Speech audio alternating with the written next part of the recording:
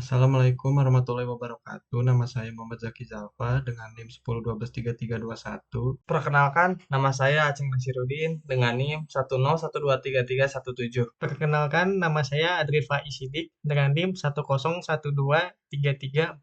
Di sini saya akan menjelaskan laporan kita dengan judul Analisis Kinerja Pegawai Membangun Wawasan Berbasis Data. Tujuan dari proyek ini adalah untuk menganalisis data kinerja pegawai secara menyeluruh menggunakan pendekatan data warehouse dan visualisasi. Latar belakang dan rumusan masalah, yaitu peningkatan kinerja pegawai sangat krusial namun sering terkendala oleh proses manual yang tidak efisien dan data yang tersebar. Pertama, perancangan data warehouse. Bagaimana data warehouse untuk data kinerja pegawai? Kedua, implementasi ETL. Bagaimana memigrasikan data dari sumber mentah ke data warehouse? Yang ketiga, analisis dan visualisasi. Bagaimana menganalisis dan memvisualisasikan kinerja pegawai? Keempat, interpretasi dan rekomendasi. Bagaimana menyajikan hasil analisis untuk manajemen? Kemudian, tujuan proyek. Yang pertama, desain data warehouse, yaitu membangun desain data warehouse dengan skema bintang. Yang kedua, analisis dan visualisasi, yaitu menganalisis kinerja berdasarkan departemen dan pendidikan serta memvisualisasikan hasilnya. Yang ketiga, implementasi ETL, yaitu melakukan proses ekstrak, transform, load dari file CSV. Yang keempat, yaitu rekomendasi manajerial, yaitu menyajikan interpretasi hasil analisis sebagai rekomendasi. Berikutnya itu manfaat dan lingkup pekerjaan. Manfaatnya yaitu menyediakan wawasan kinerja pegawai, membantu identifikasi area peningkatan, dan mendukung pengambilan keputusan berbasis data untuk pengembangan SDM. Lingkup pekerjaannya yaitu analisis data kinerja pegawai dari file unclean employees final data set CSV, yaitu fokus pada skor kinerja rating tahun sebelumnya, KPI penghargaan, skor pelatihan rata-rata, dan informasi demografis. Kemudian yang berikutnya itu ada data warehouse atau sumber datanya. Kami mengambil sumber datanya dari file unclean employees final dataset CSV yang berisi informasi detail pegawai yaitu employee ID, departemen, region, education, gender, recruitment channel, number of training, dan age. Kemudian previous year rating, length of service, KPI, dan average training score. Berikutnya itu desain data warehouse atau skema bintang. Yang pertama ada fact kinerja, yaitu tabel fakta utama yang merekam setiap kejadian kinerja pegawai. Yang kedua yaitu ada DIM pendidikan, yaitu tingkat pendidikan atau dengan education ID dan education level. Yang ketiga ada DIM pegawai atau data demografi pegawai dengan gender, age, length of service, dan lain-lain.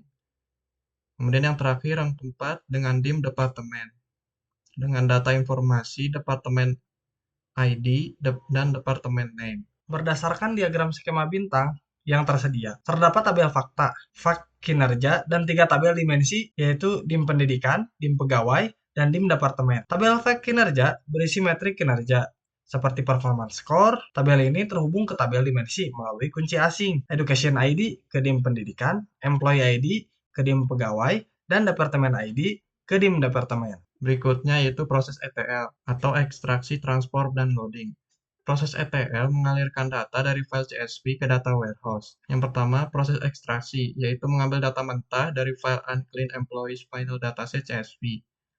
Kemudian ditransformasi dengan membersihkan data, mengisi nilai 0, dan menghitung kolom baru. Kemudian proses loading dengan memasukkan data yang telah diproses ke dalam proses employees CSV. Tahap pertama adalah tahap ekstraksi data. Tahap awal adalah membaca data mentah dari file CSV, yaitu uncleaned employees final dataset.csv menggunakan pustaka pandas pada Python. Identifikasi awal yaitu dataset awal berisi 17.000 417 baris dengan 13 kolom. Pengecekan nilai hilang atau missing value ditemukan nilai hilang pada kolom education dan previous years rating. Penyimpanan data hasil ekstraksi, data kemudian disimpan ke dalam file baru bernama extracted employees.csv. Berikut kode ekstraksi dan hasil ekstraksinya. Lalu di tahap kedua ada transformasi atau transformation. Tahap ini berfokus pada pembersihan dan pengolahan data untuk mengatasi masalah yang ditemukan pada tahap ekstraksi. Penanganan nilai hilang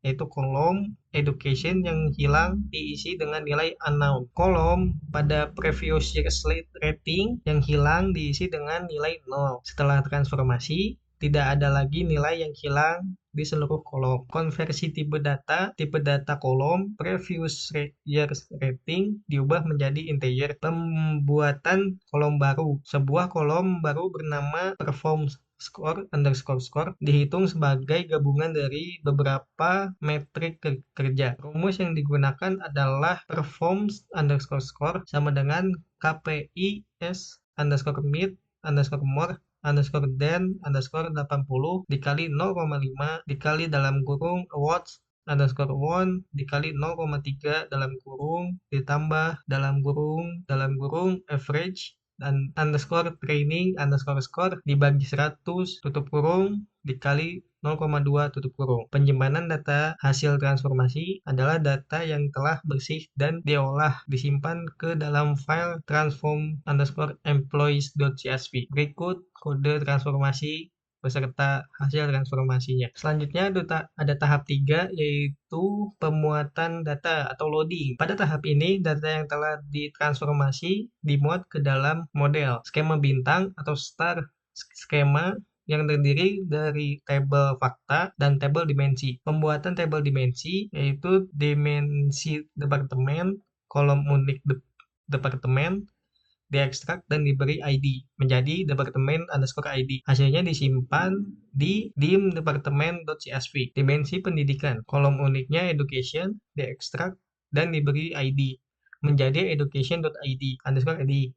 Hasilnya disimpan di dim_pendidikan.csv. Dimensi pegawai, kolom-kolom relawan dari data karyawan seperti employee_id, gender, age, dan lainnya disimpan di dim_pegawaian.csv. Pembuatan tabel fakta. Sebuah tabel fakta bernama vector kinerja.csv dibuat dengan menggunakan ID dari tabel dimensi dari departemen_id, education.id, dan performs_score. Tabel fakta ini berfungsi sebagai pusat analisis kinerja. Lalu ada tahap 4 yaitu agregasi. Tahap terakhir ini adalah melakukan analisis dengan mendalam untuk menemukan wawasan bisnis dengan menggunakan teknik agregasi. Agregasi sederhana yaitu group by. Ini adalah metode agregasi yang mengelompokkan data berdasarkan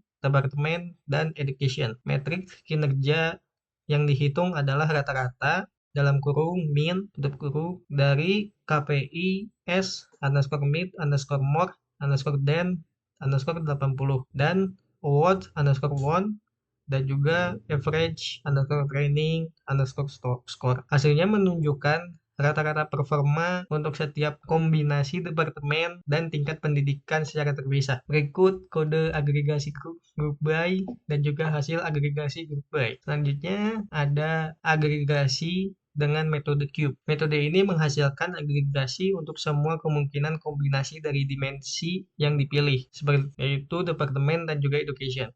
Outputnya mirip seperti group by, namun lebih komprehensif. Berikut kode agregasi cube dan juga hasil agregasi cube. Selanjutnya ada kode agregasi rollup. Metode ini mirip seperti group by, tetapi juga menyertakan total ringkasan untuk setiap departemen hasilnya, menunjukkan rata-rata performa per kombinasi departemen pendidikan dan juga ringkasan keseluruhan untuk setiap departemen. Operasi OLAP drill down kinerja departemen teknologi berdasarkan pendidikan. Operasi ini memfokuskan analisis pada departemen teknologi dan memecahnya berdasarkan tingkat pendidikan karyawan. Hasil menunjukkan rata-rata KPIs Meet More dan 80, Award 1, dan EFG Training Score untuk setiap tingkat pendidikan di departemen tersebut.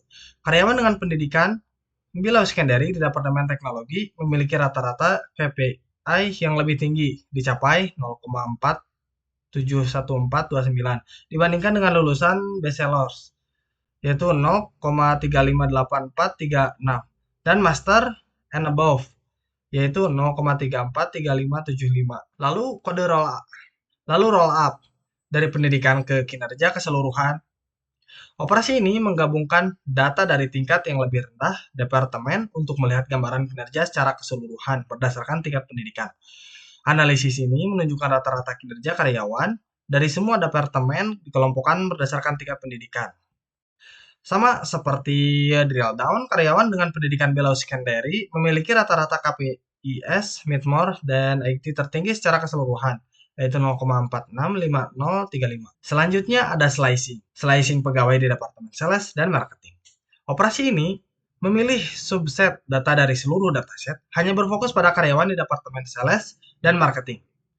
Output menampilkan 5 baris pertama dari data yang sudah disaring, yang mencakup semua kolom seperti Employee ID, Departemen, Education, dan metrik kinerja lainnya, tetapi hanya untuk departemen yang dipilih. Berikutnya, dicing. Dicing pegawai dari Departemen Sales dan Marketing dengan pendidikan bachelor's. Operasi ini mempersempit hasil slicing lebih lanjut dengan menambahkan kriteria lain, yaitu education, harus bachelor's, hasilnya adalah dataset lebih kecil, yang hanya berisi karyawan dari Departemen Sales dan Marketing yang memiliki pendidikan bachelor's. Visualisasi data bar chart atau grafik batang. Visualisasi ini membandingkan rata-rata KPI yang dicapai antara karyawan laki-laki M dan perempuan F.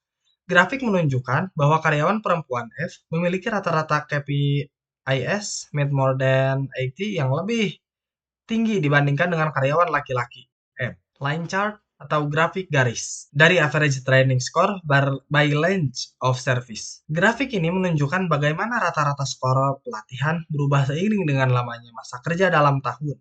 Terdapat fluktuasi skor pelatihan dari tahun ke tahun. Peningkatan skor yang signifikan terlihat pada sekitar tahun ke-29, diikuti oleh penurunan tajam. Heatmap KPIs Meet by Department and Education.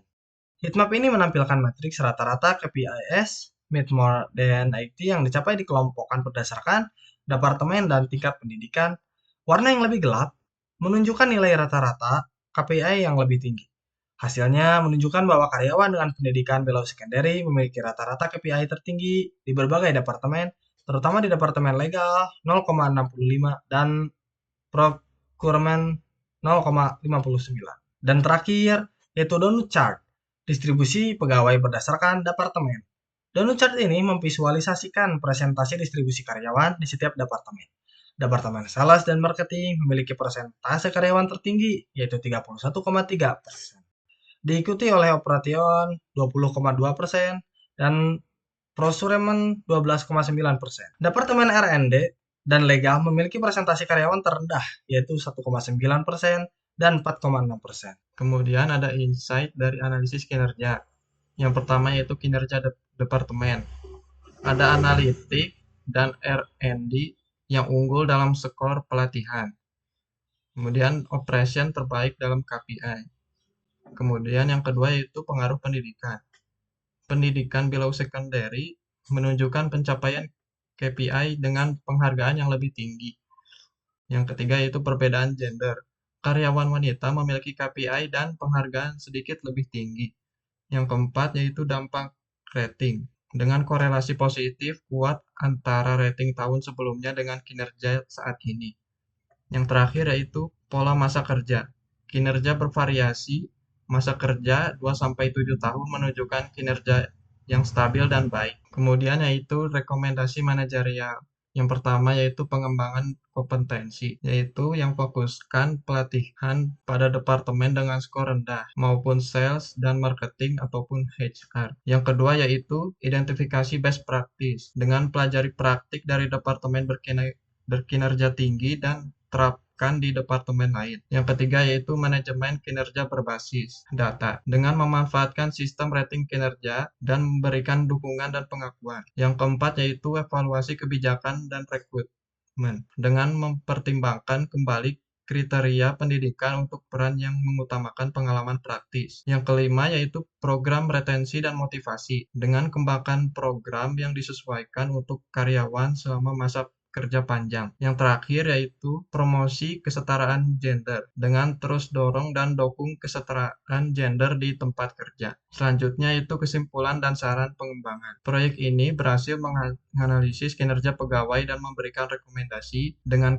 kelebihan sebagai berikut, yaitu mengintegrasikan dan memberikan data. Yang kedua yaitu memberikan wawasan komprehensif tentang faktor kinerja. Yang ketiga yaitu memvisualisasikan intuitif dan rekomendasi yang terukur. Serta ada kekurangannya, yaitu yang pertama terbatas pada dataset dan metrik yang ada. Yang kedua yaitu tidak cukup mencakup implementasi DW penuh di produksi. Yang ketiga yaitu tidak mempertimbangkan faktor eksternal. Saran dan pengembangan lanjutan, integrasi sumber data lebih banyak, pembangunan model prediktif, implementasi DW di lingkungan produksi, dan analisis interaksi antar dimensi.